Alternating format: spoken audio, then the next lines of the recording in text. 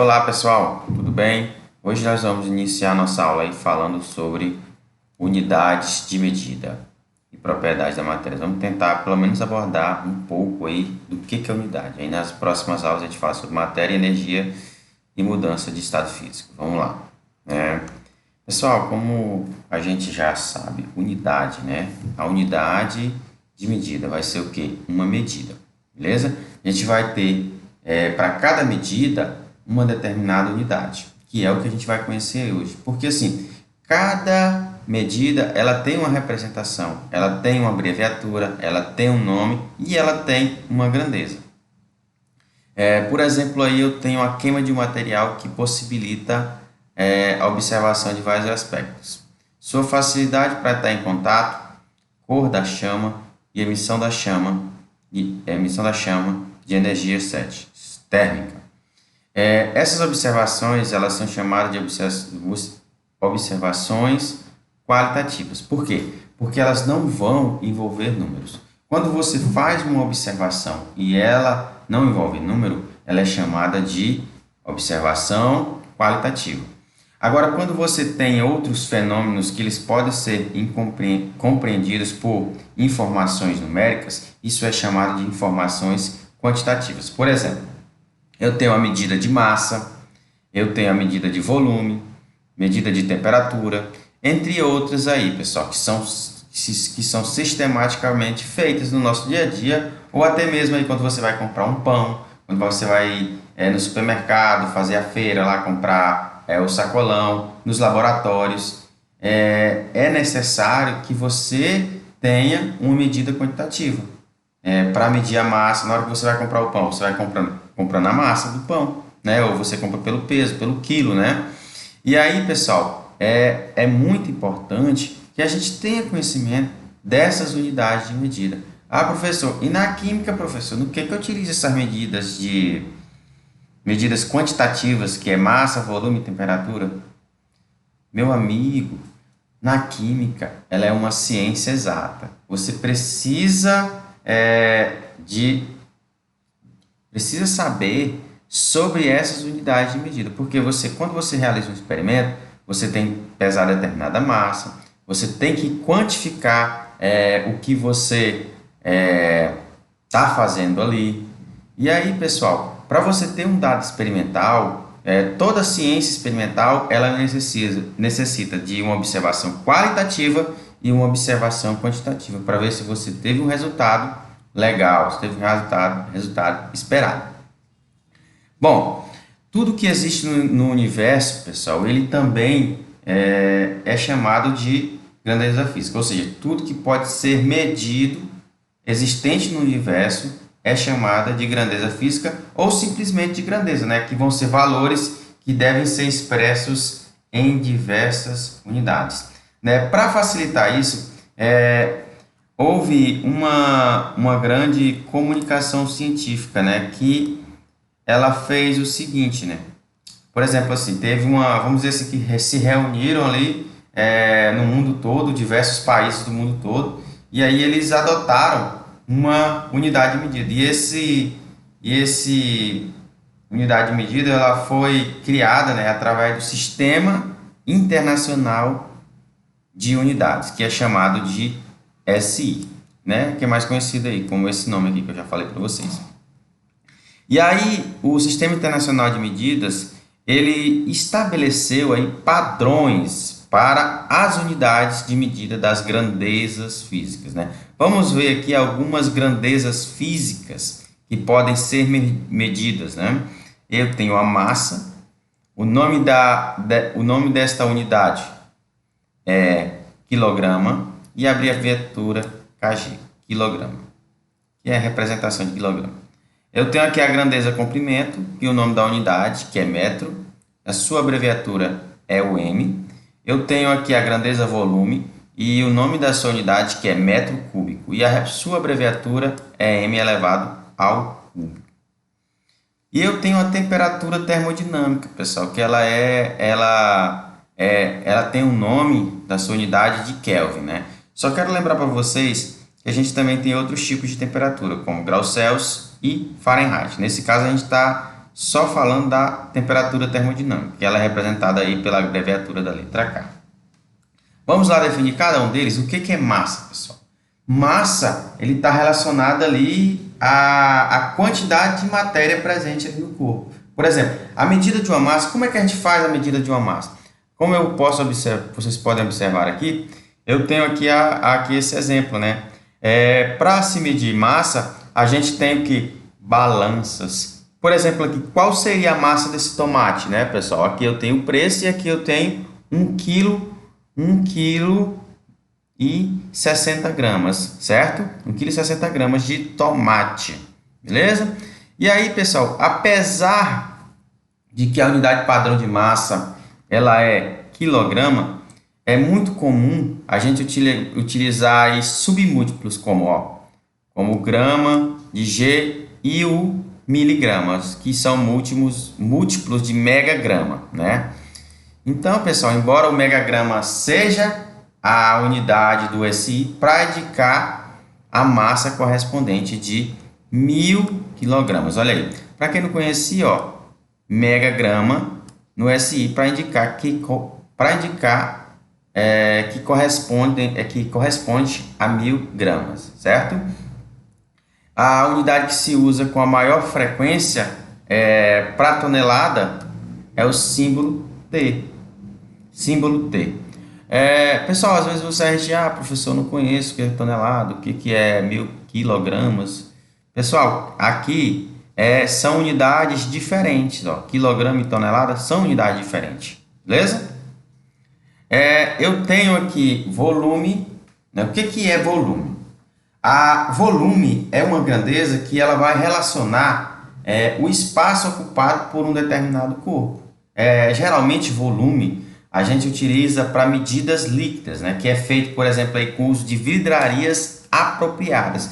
E no caso aqui, ó, eu tenho a proveta, na B aqui eu tenho a pipeta e no C aqui que eu tenho um balão volumétrico, né? Que eles são vidrarias apropriadas para medir volumes líquidos, propeta, pipeta e balão volumétrico, certo? Tranquilo até aí? Quais são, professor, as unidades de volume, né? As unidades de volume e comprimento. As unidades padrões de comprimento, ela é o metro, pessoal. E a de volume é o metro cúbico, né? O que corresponde ao volume de um cubo ou de 1 metro de aresta, que vale a 1.000 litros, né, pessoal? Essas são as unidades mais usadas aí no nosso dia a dia, né? São litro e o mililitro, que são unidades também aceitas no SI. Pessoal, às vezes você vai lá no mercadinho e fala assim, eu quero comprar hoje 1 litro de refrigerante, eu quero um refrigerante de 1 litro. Às vezes, eu quero um refrigerante de 600 ml. Hoje eu quero um suco que faz para 2 litros. Olha aí, como as unidades elas estão presentes no nosso dia a dia. Às vezes a gente só tem que raciocinar um pouquinho, pensar mais um pouquinho, tentando utilizar a química, física, matemática, biologia no nosso dia a dia. E aí aqui tem esse quadrado, né? E eu tenho as arestas aqui. Essas arestas equivalem aqui 1 metro cúbico é igual a 1.000 litros, né? 1 metro cúbico é igual a 1.000 litros. 1 decímetro cúbico, 1 decímetro cúbico é igual a 1 litro. E 1 centímetro cúbico, pessoal, ele vai ser igual a 1 ml, né? Aqui tem o seguinte, o primeiro cubo apresenta um volume de 1 metro cúbico, que é esse aqui, que corresponde à unidade padrão de volume no SI. Na química, pessoal, entretanto, as unidades mais utilizadas são litro, ou a gente vai trabalhar muito com litro, que corresponde a 1 decímetro cúbico, né? Eu estou falando para vocês, 1 litro é igual a 1 decímetro cúbico, e 1 decímetro cúbico é igual a 1 litro. E o mililitro, né, pessoal, que que corresponde a 1 centímetro cúbico aqui. Eu já falei isso aqui para vocês, né? Só estou reforçando a ideia aqui do nosso exemplo, que 1 centímetro cúbico ele vai ser igual a 1 ml, 1 mililitro, beleza? Dando continuidade aí, pessoal, vou falar um pouco de temperatura. O que que é a temperatura? A temperatura você pode sentir, né? É igual você fala assim, é igual hoje aqui tá quente, né? Como é que você sabe? Você sabe que houve um aumento da temperatura, por isso que você fala que está quente. Como é que eu posso medir a temperatura? A temperatura ela é medida através de termômetros. Pessoal, o que contém dentro dos termômetros? Mercúrio. Quando a pessoa está com febre, como é que mede a febre? Como é que tem a quantidade em graus da febre? Através do termômetro. Mas lembrem, a gente está trabalhando com temperatura termodinâmica. Então a gente tem que converter essa temperatura em Celsius, de Celsius para Kelvin, pessoal. Como é que tenho essa fórmula aqui, ó? Essa fórmula aqui você vai utilizar da seguinte maneira: tem uma temperatura igual a temperatura Kelvin igual a temperatura em Celsius, que às vezes você tem 25, aí você só soma 273,15 que vai dar a temperatura em Kelvin, beleza? Tranquilo até aí?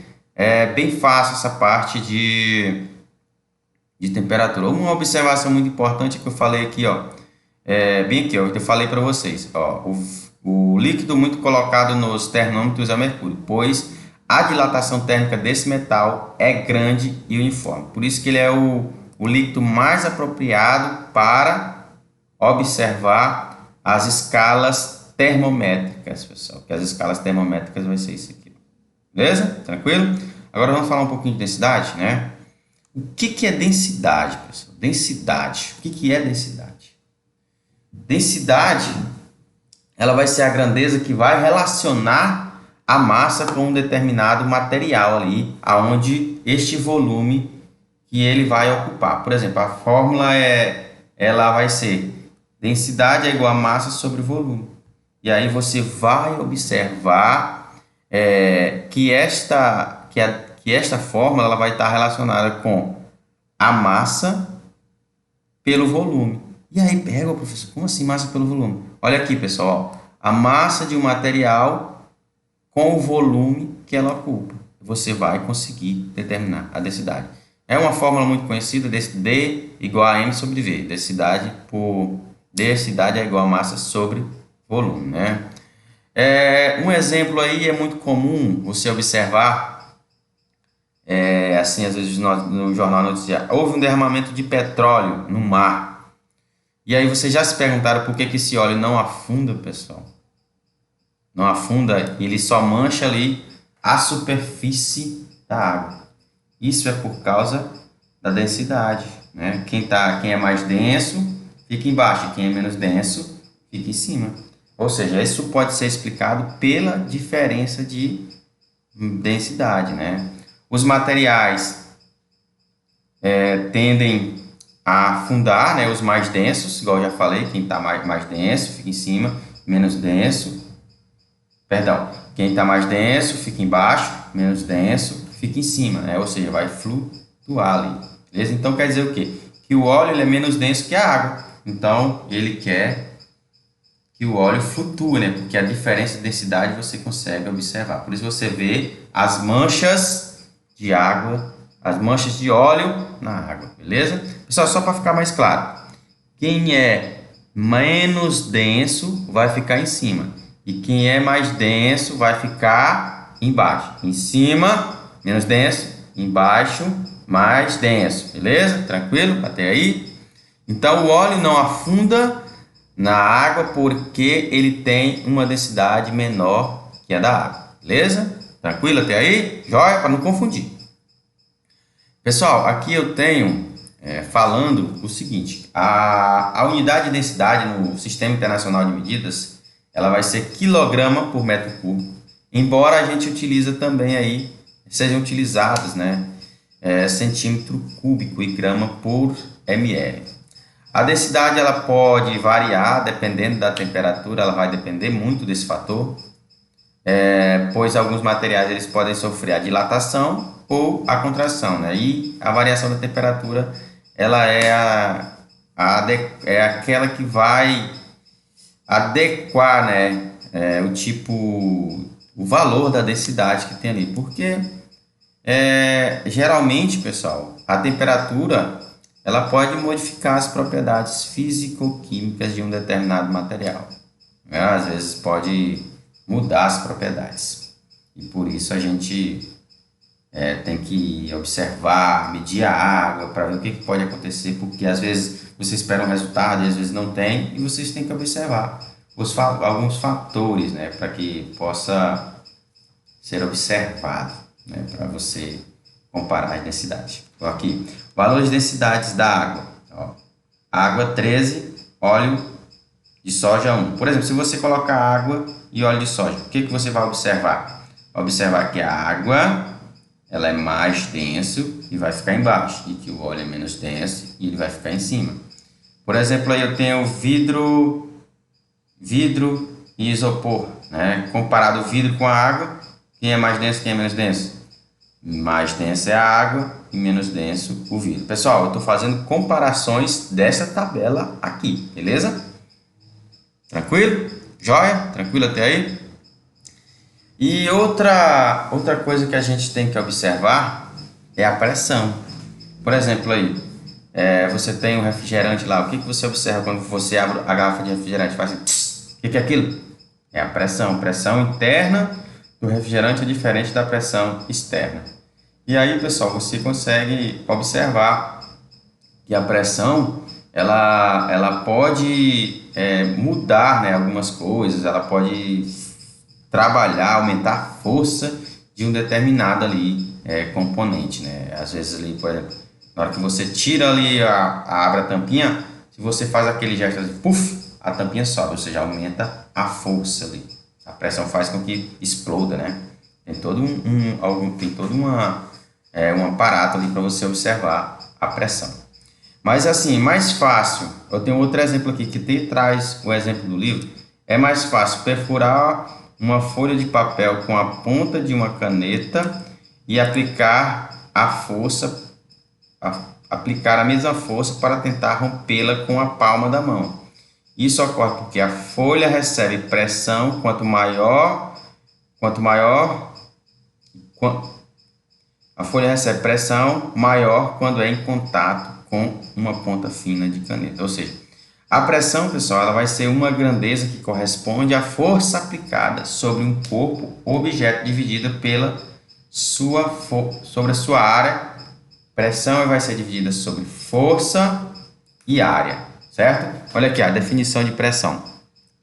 A pressão ela pode ser expressa da seguinte maneira: ela tem aqui força sobre a área.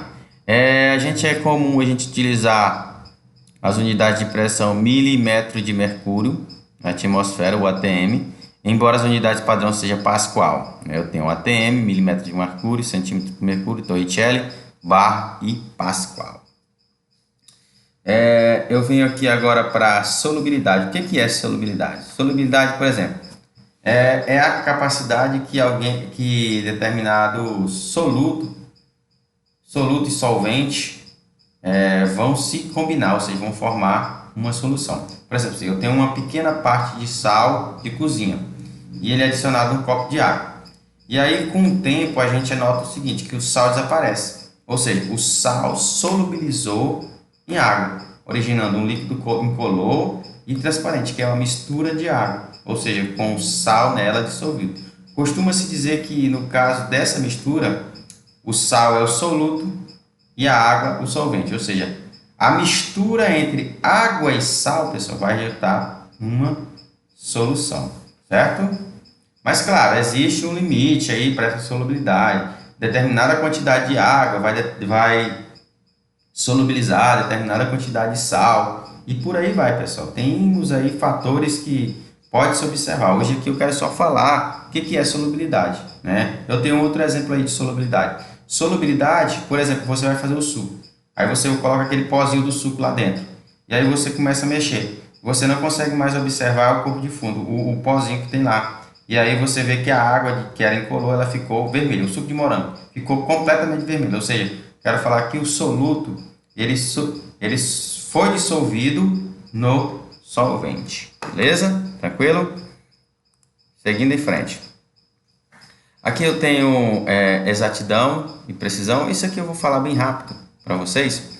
Exatidão. O que que é exatidão? Por exemplo, exatidão, eu tenho aqui, ó, eu vou dar um exemplo A. Eu tenho exatidão e precisão. Eu acertei o alvo, certo? No exemplo B, pessoal, eu vou ter somente precisão. E aqui eu não tenho nem exatidão e nem precisão. Ok? Por exemplo aí, pessoal, eu tenho o algarismo significativo, né? O que que é algarismo significativo? Algarismos significativos é uma medida são todas que são, perdão. Algarismo significativo é uma medida são todas aquelas, é uma medida que são todas aquelas conhecidas com exatidão. Mas o último dígito ele vai ser o quê? Duvidoso, que pode ser avaliado ou estimado. A medida do corpo do besouro, por exemplo. Com a régua, a figura ao lado ela é 1,55. Nesse caso, temos certeza de que os dois primeiros é 1,5 estão corretos. Ou seja, o que eu quero falar para vocês? Por exemplo, eu tenho 1,55. A maneira mais certa de você colocar é 1,55. Às vezes você, acima de 5, você já poderia, se tivesse 1,7, você já poderia colocar 2. Né? O algarismo significativo às vezes é isso. Poder trabalhar com arredondamento de números, beleza? Tranquilo até aí? Às vezes você pode, no exemplo, são 3 algarismos significativos, há incerteza de encontrar o último algarismo, beleza? Pessoal, na próxima aula eu dou uma continuidade nisso aqui, na parte de algarismo significativo. E aí eu vou iniciar com vocês na próxima aula aqui, ó, falando de matéria e energia, beleza? Valeu, um abraço, tranquilo? Até a próxima.